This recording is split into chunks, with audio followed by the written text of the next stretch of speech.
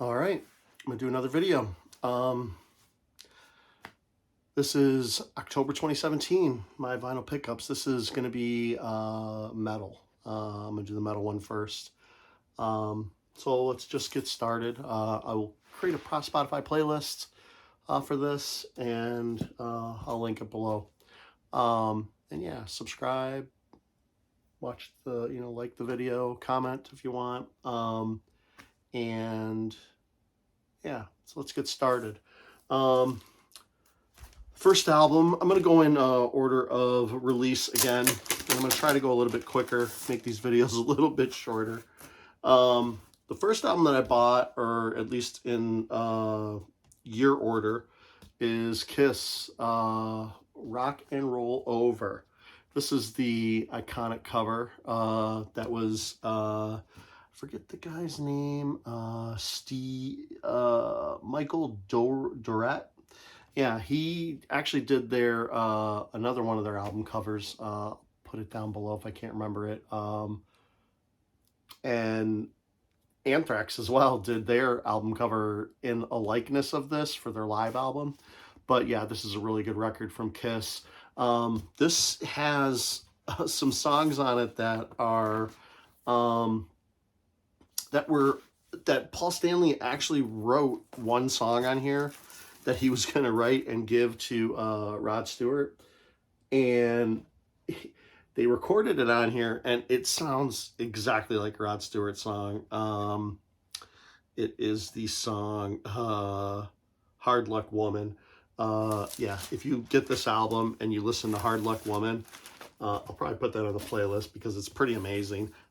It's a Rod Stewart song, and it's not even like, it's interesting because he wrote it for Rod Stewart. He wanted to write it for Rod Stewart and give it to him, sell it to him or whatever.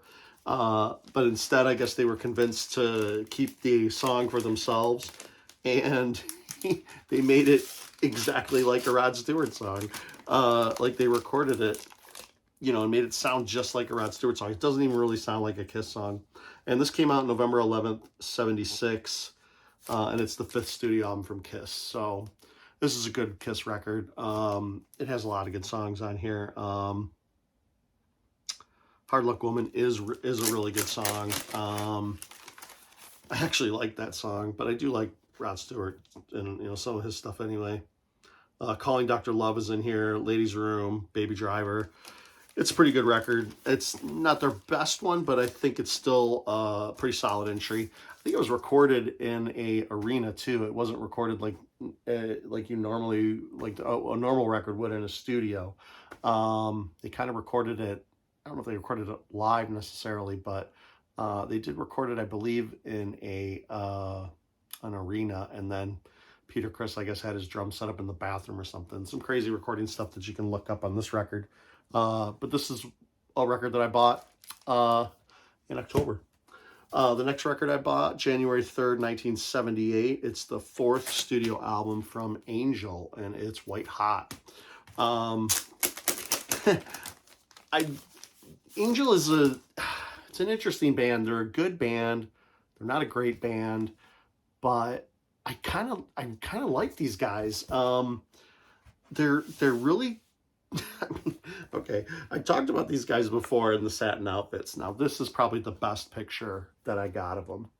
I mean, look at these guys. They are freaking amazing looking. I mean, really get a good, I'm going to get really close. Look at that. These guys, man, their shtick, they really stuck with it the whole time that they were a band. And they even, on the new record that they did, I think in 2018, they kept to it too. They're just, I don't know, they're just kind of like a rock and roll band, and kind of poppy. And, they had a minor hit on this, a cover of a Young Rascals song called Ain't Gonna Eat My Heart Out Anymore. And it's a pretty good song. I honestly don't know why I like these guys so much. I can put on an Angel record and be completely satisfied with what I'm hearing. They don't yeah, they're just good. They're not great, but they're good. And I think their earlier stuff, their first couple albums are probably their best. And after that, they started to fall off. But this album's still okay. It's a good album to listen to. It's not bad. And you can get this album for like anywhere from $1 to $5. I wouldn't pay no more than that. And it's just a good rock record. All right, the next record I got, it came out November 7th, 1981. That one came out January 3rd, 78, that Angel record. The next one I got came out November 7th, 81.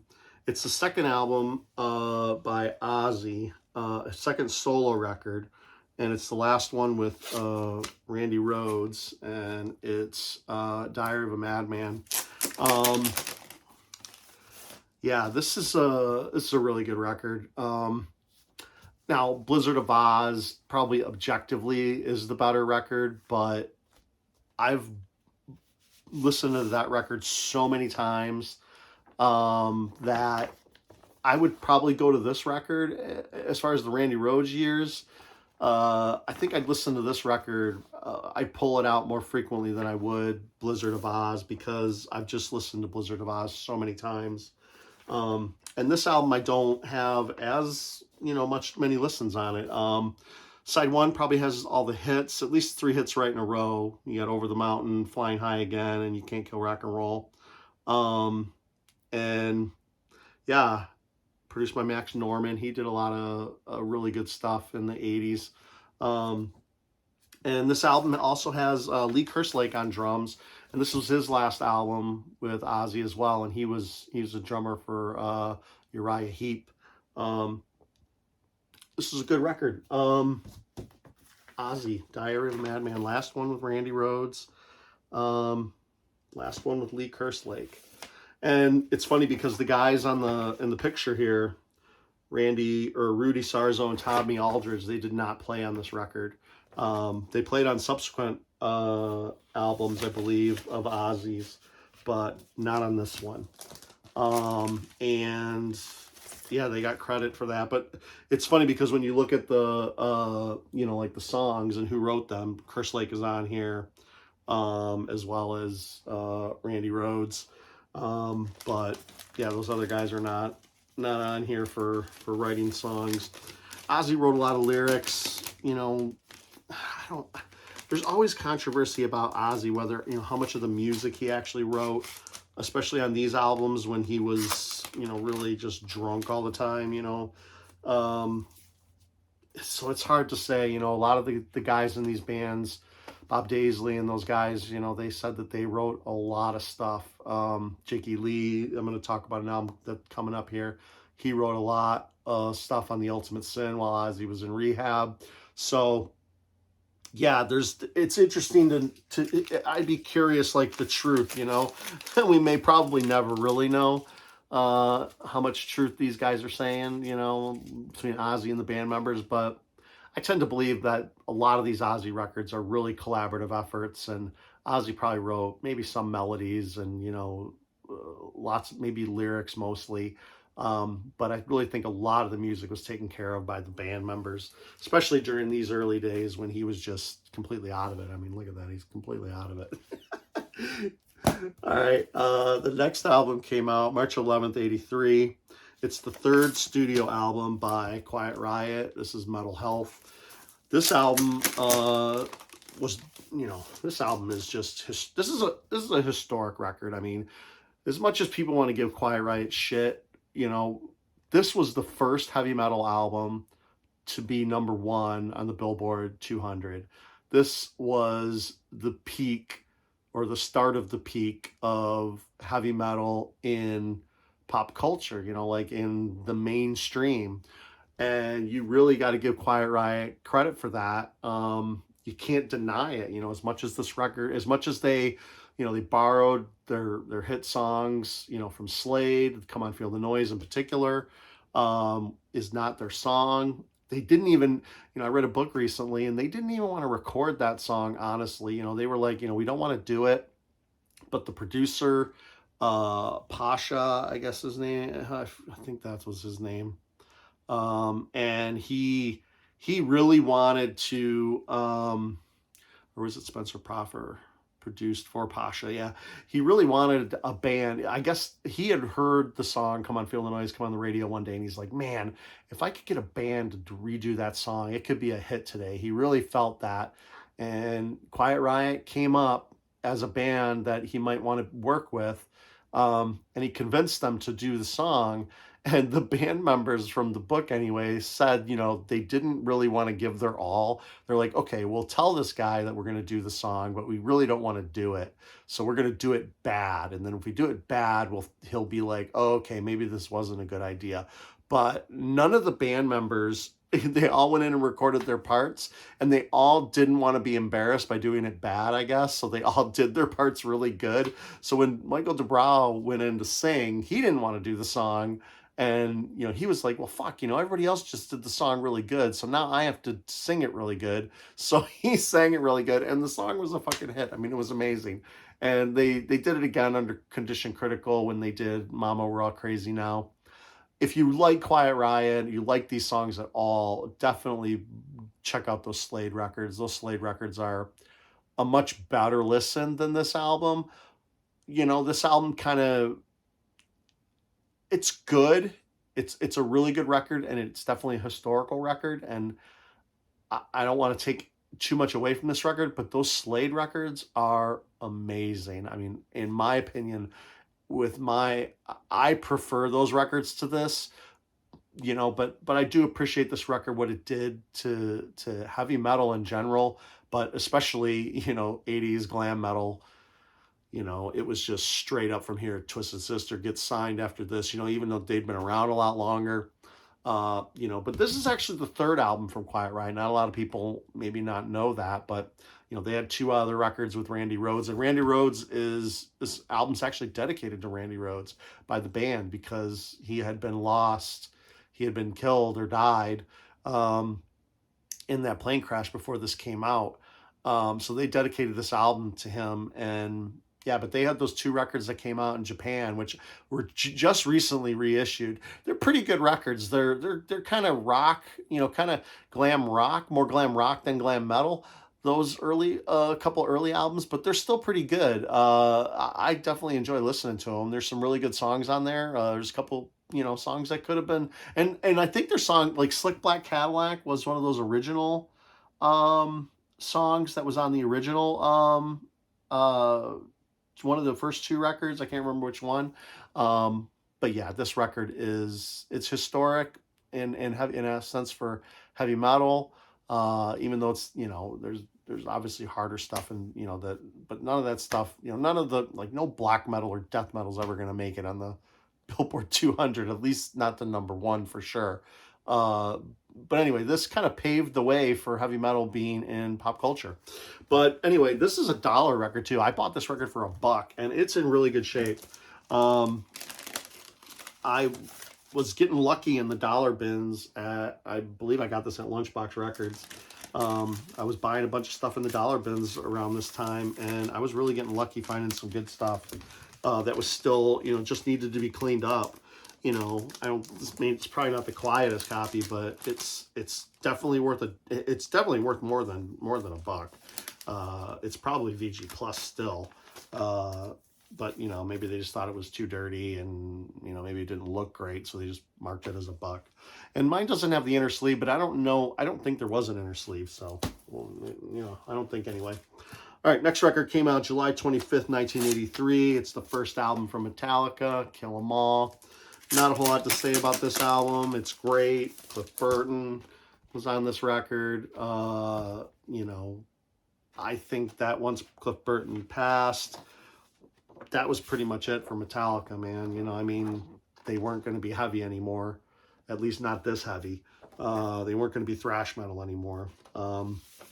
Justice was their last thrash metal album, I would say, I guess. And this is just a reissue on black, on the Blackened label, Metallica's label, 180 gram vinyl. This is early on in my collecting. I just wanted to get these on reissue. I wasn't going to even try to get, original presses or anything like that. But yeah, great record. Lots of good songs on here. Yeah, I've heard the Hit the Lights version, the old version, for the uh, Metal Massacre with that other guitar player that played on it, which has a really interesting solo. If you ever do listen to that version, it has a. I don't know if they recorded it twice, but I think I don't think they did. I think the one that's on the Metal Massacre has that crazy guitar solo, really awesome guitar solo on Hit the Lights for that version.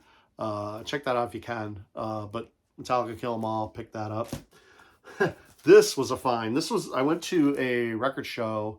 It must have been in October at that time. This album came out March 2nd, 1984. It's the first and not only album, but it's the first album. Technically, this album is from the band Spinal Tap, and the name of this record is supposed to be Smell the Glove. There's supposed to be like a girl with a glove, and a guy smelling it or whatever, but they ended up with an all black cover. And in the real world, I mean, who's to say that the Spinal Tap isn't real world, right? But in the real world, the we actually got This Is Spinal Tap soundtrack with almost, this is like kind of really a compilation or a best of, if this was a Spinal Tap record, for real, because there's a bunch, it's all their songs that they recorded for the movie. But technically this cover is for Smell the Glove. But yeah, you can even see, like, in here they have all of their previous albums, fake albums that never were released. And this movie is pure fucking genius. Yeah, every single song on here is amazing. Give Me Some Money. I love that song. Give Me Some Money. And I used to have I'll tell this story. I went to school in Ohio, to a trade school there for about a year, and I had some roommates or some friends that I had met, and they were this was before, like, you could really go on the internet and look stuff up. They were, at least they told me, that they were convinced that Spinal Tap was a real band. And I was like, dude, no. Michael McKean, the lead singer, is, Lenny from Laverne and Shirley. They didn't put it together. I mean, I don't know. I hope that they were messing with me, but at the time that we had that discussion, I was like, you guys are insane. This is completely a fake band. But they're not a fake band technically, because they did play the songs on this record, and these songs were written for this album, for the movie. And they just weren't, famous or anything like that. But anyway, that movie is pure genius. These, play this at 11, definitely play this record at 11. It's a great record. And I got a great deal on this. I think I paid like $20 in the bin, and it's like a really, really clean copy. It still has the insert. Look at these guys. Nigel Tufson. Who else is in the band? I think they put their fake names. Oh no, they didn't. They put their real names: Christopher Guest, Michael McKean, Harry Shearer, David Caff, R.J. Purnell, and Harlan Collins. Yeah, pure genius.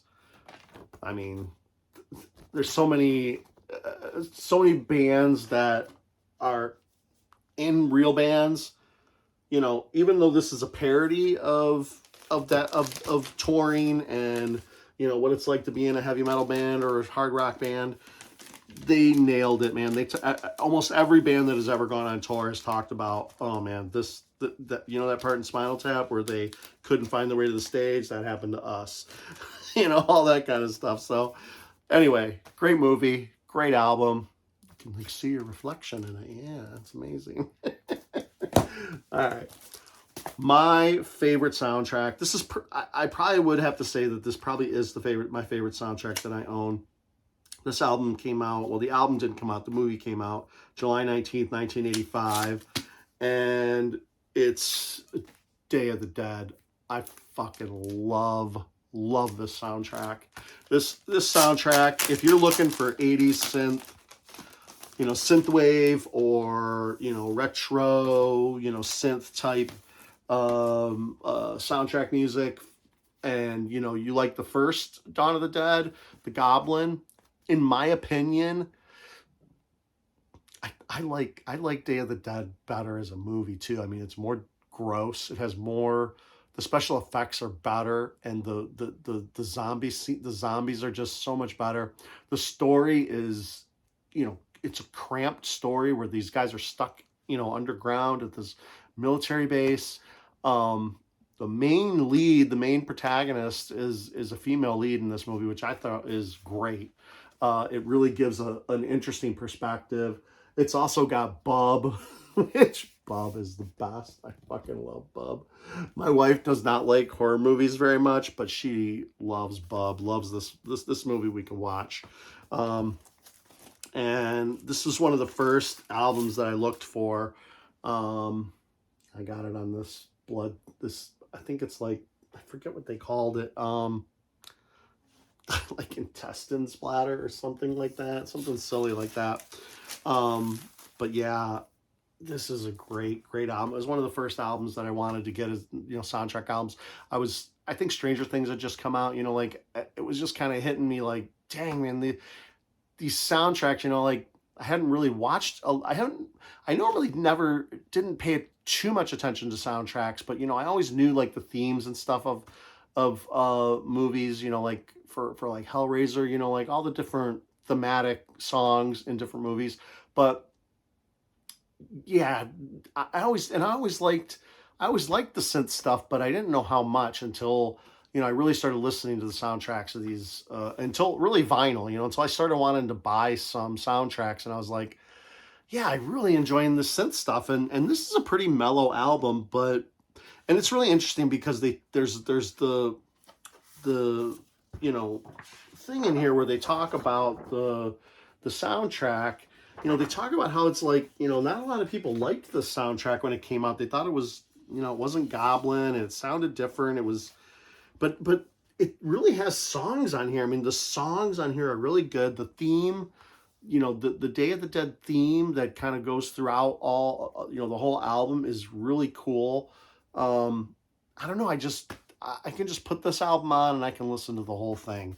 I really, really, really enjoy it. It might be my favorite soundtrack that I have. Maybe like all musical soundtrack, I guess I'll say. Or maybe my favorite synth soundtrack out of all the, synth soundtracks that I have from this time. These retro, Goblin-esque or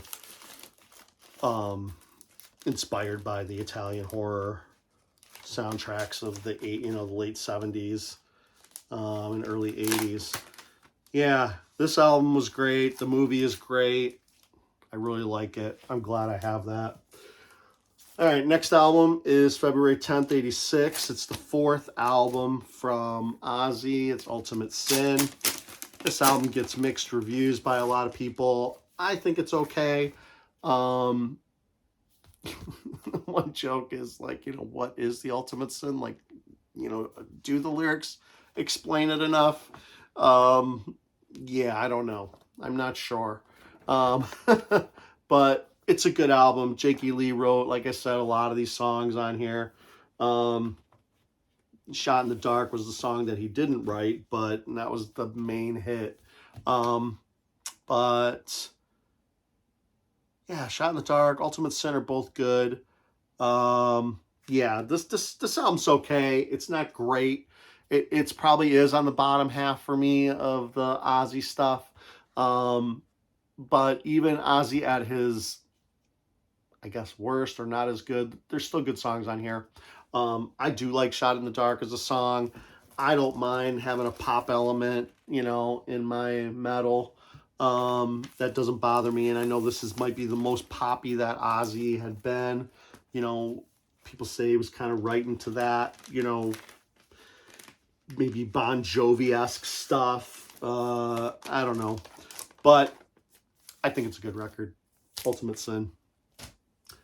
Here's another record that is incredibly poppy. It came out April 14th, 86, and it's the 10th studio album from Judas Priest. It's Turbo.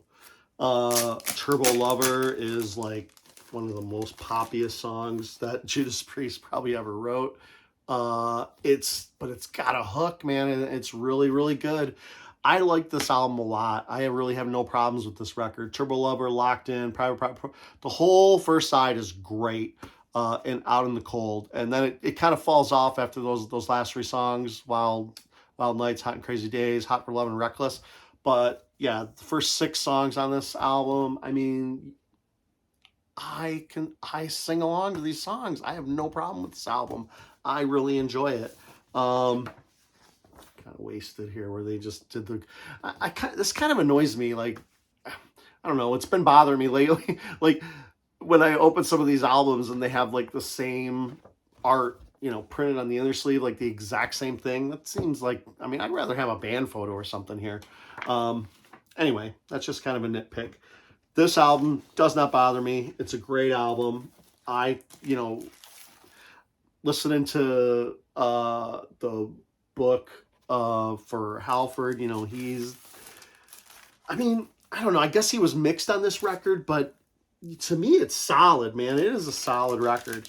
I think he kind of said it, from what I remember, I think he said he really liked this album too. I don't know, man. They just wrote some of their most poppiest songs on here, and they wrote a lot of good anthems on here. Rock You Around the World. I mean, that song, man, everybody sings that song. If they play that stuff live, people are just singing the hell out of it. A lot of people would probably, I don't know, it's like, okay, yeah, I don't listen to the record at all, but then when they go to the concert, they know all the lyrics. They know all the songs. They don't just sit back and be like, I'm not going to sing Rock You Around the World. No, everybody gets into it. I guarantee it. Maybe you don't, but I think everybody would. September 19th, 86. This is when, this is Megadeth, Peace Sells. This was one of my favorite records of all time at one point, especially in 86, 87, 88, around there, when I was really into thrash metal. I'm still into thrash metal, but when I was really discovering thrash metal, this album was the best. I was listening to this. I was listening to Metallica, Kill 'Em All. I was listening to Master of Puppets. I had Ride the Lightning. This is a reissue. This is the Randy Burns mix, though. I believe this is the Randy Burns mix. And yeah, this is just a fantastic record. My favorite song on here is My Last Words. I fucking love that song. I love the lyrics. I like the way the song just keeps, it just has this motion to it, it's just really good. I used to like side 1 better on this album, but now I love side 2. I Ain't Superstitious kind of, or I'm sorry, Devil's Island. Well, I guess both sides have songs that aren't, the best.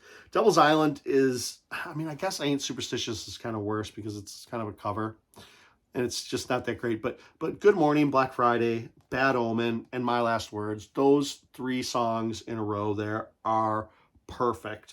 And then you got Wake Up Dead, The Conjuring, and Peace Sells, which are great. Mostly Wake Up Dead and The Conjuring. And The Conjuring has that one breakdown riff, where it just hits that riff. I love that riff. That was one of my favorite. It probably still is. It's probably top 10 best riffs of all time for me. I just love that breakdown riff in The Conjuring. And I love The Conjuring. Conjuring might be my favorite Megadeth. It is it's pretty close to my favorite Megadeth song. My Last Words is right up there. But I guess Conjuring has my favorite riff, but My Last Words is my favorite overall song from Megadeth. And, I go to So Far So Good So What, and that's where I stopped. I don't have So Far So Good So What yet on vinyl. I hope to get it sometime, but I really didn't get into anything after that. Those were the 2 records that I like from Megadeth, and that's pretty much it. I think that the production just got too slick on the stuff that came after this, and I just didn't dig it. Rust in Peace is not my favorite record from them. That is. Peace Sells is. All right, Tesla, December 8th, 1986. The first studio album from Tesla. This is Mechanical Resonance. Bought this at a record show. I think I got it for like 25, 30 bucks. And it was just reissued recently. Cool picture of Nikola Tesla. I did a report on him when I was in high school. Because of Tesla, actually. I was really into the band at the time, and we were doing, you know, I had to do a science report or whatever on a historical scientist or something. I can't remember.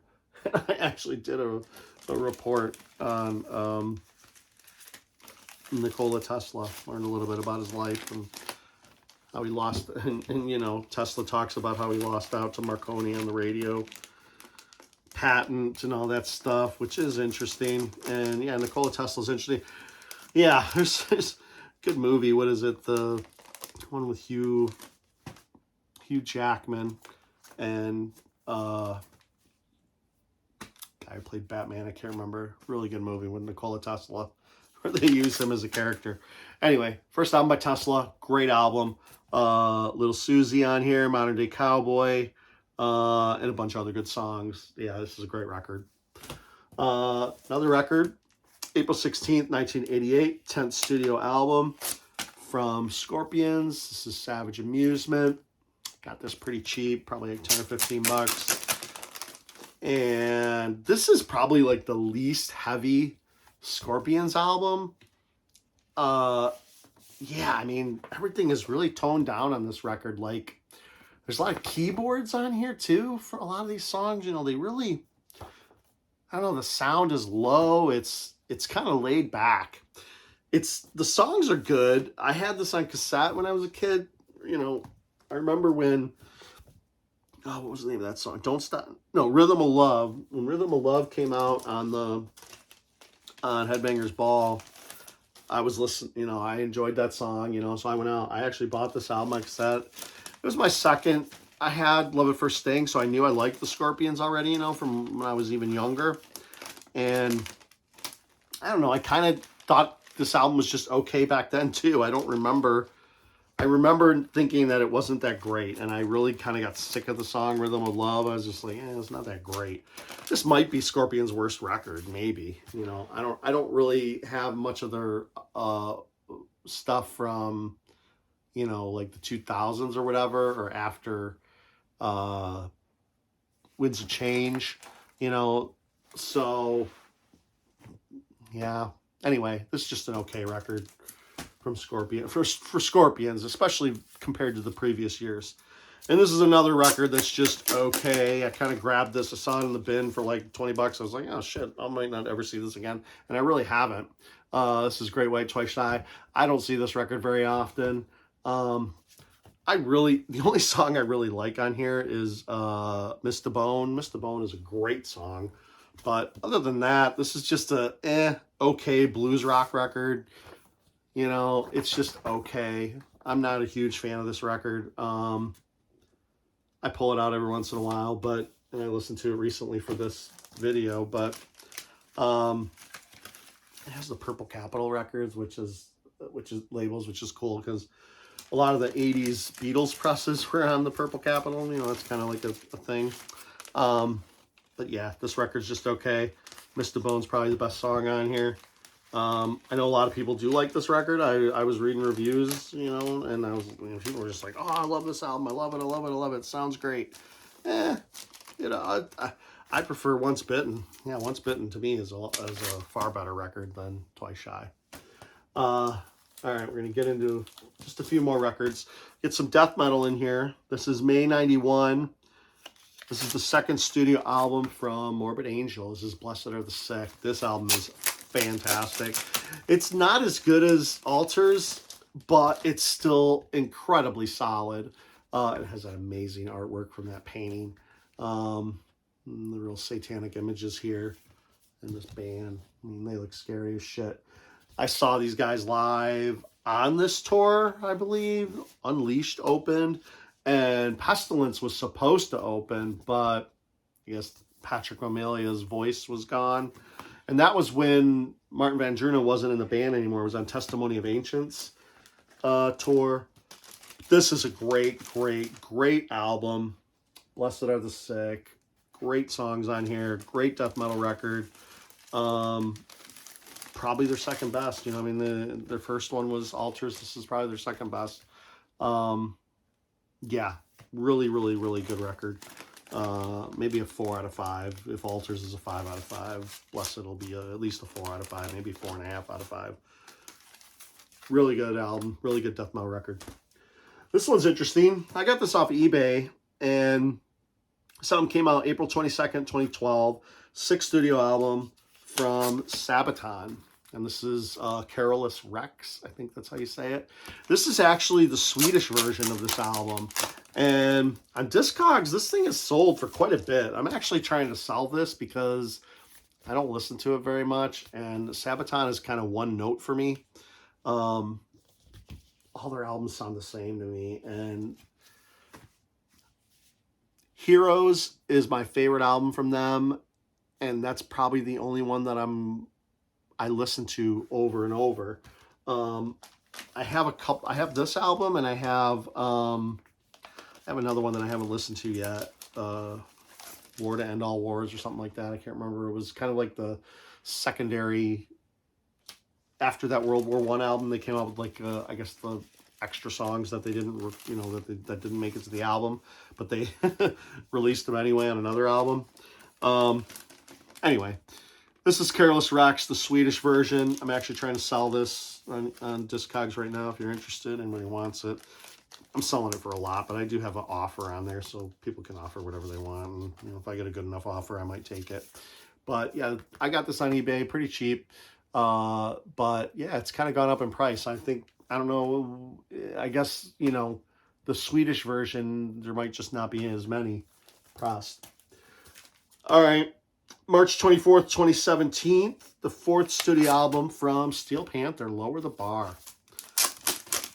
These guys are great. I enjoy Steel Panther. I think they're a fun band. I think they're just fun. They're silly. They're gross. They're everything that... they're the decadence of the hair metal scene. I would say these guys are hair metal. They're not glam metal. But yeah, got this on the green, which is pretty cool. It's a good record. Steel Panther hasn't really put out a bad album. I mean, they're pretty typical. I think the first like 3 records are probably the best. And then, you know, it's more of the same after that. And maybe not as good a songwriting or as memorable songs. But I still appreciate Steel Panther. I still enjoy listening to them. And that's Lower the Bar, 2017. And the last record is came out also 2017, September 22nd. This is the 3rd studio album from Archspire. This is Relentless Mutations. This is tech death to the extreme. It's what you would call the tickety-tack death. Tech death, where it's just like but if you heard it, you kind of know what I mean. But it's actually pretty memorable. It's pretty good. I don't even know why they fucking print the lyrics. It's almost impossible to make out the lyrics and listen to the album and read the lyrics at the same time. It's nearly impossible. Great album cover. It's a really good tech death record. It's more memorable than most. And yeah, it's pretty good. It's got the black version. It got a really good review, and I was kind of wanting to get another tech death record or more death metal, and I picked it up. And I picked it up in 2017, so this wasn't too much. This was kind of like when the album came out. Like I think the album came out, like the digital version or whatever probably came out in September, but this might have actually been a new release in October when I got it on vinyl, or really close to this. Well, September, October. So yeah, it was probably, yeah, I'm pretty sure I got this brand new from Bandcamp or something. I can't remember. But really good tech death. It's kind of memorable, but it's really got that tickety tack, you know, keyboard, or what do you call it, typewriter, you know, drumming and vocals. And it's interesting because, like, one thing that was pointed out in a review is, you know, like a lot of singers, you know, when they do their melodies, you know, for their vocals, they normally follow like the melody of the guitar and things like that. But this guy sings with the bass and the drums. You know, his vocals kind of match those instruments, and the guitar kind of just goes off and does its own fucking thing. You know, so it's kind of crazy. But all right, that's all the metal I got in October 2017. Like the video, subscribe. Tell me if you bought any of these records, if you like any of these records, if you want to hear more for any of these records or whatever. And yeah, thanks for watching. Bye.